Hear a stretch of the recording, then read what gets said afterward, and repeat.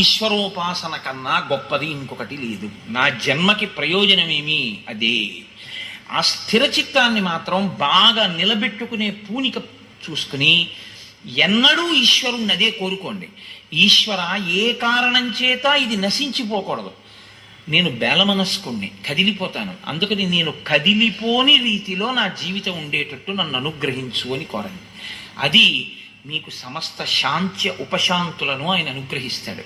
సుందరకాండ యొక్క సారాంశం అదే. ఇన్ని చూస్తున్నా హనుమ చెదరలేదు. చూశారా మీరు? హనుమ చెదిరిపోయారనుకోండి, ఇక లేదు సుందరకాండ. కానీ ఉపాసకుని స్థితి ఎలా ఉంటుందంటే చచ్చిపోదామన్నంత స్థితికి ఎడుతుంది.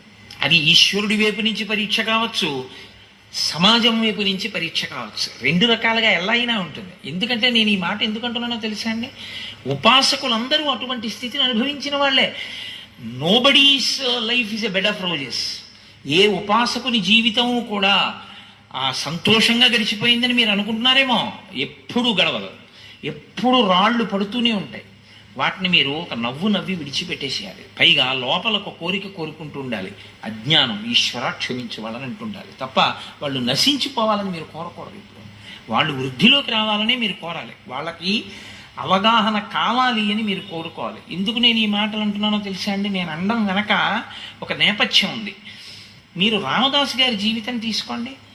ఆయన జీవితం ఏమైనా అంత తేలిగ్గా ఈశ్వరానుగ్రహం పొందేసిందా అండి? ఎన్ని కష్టాలు పడ్డాడు మహానుభావుడు. తుకారాం గారి జీవితం తీసుకోండి, ఎన్ని కష్టాలు పడ్డాడు మహానుభావుడు. ఒక ఉపాసన చేయడం అంటే ఒక 2 గంటల పాటు మీరు ఇలా కూర్చుని మళ్ళీ ఇలా కాలెత్తకుండా కూర్చోవడము అంటే అందులో 2 ప్రక్రియలు ఉంటాయి. దాన్ని మీరు సాధించవలసి ఉంటుంది. ఒకటోది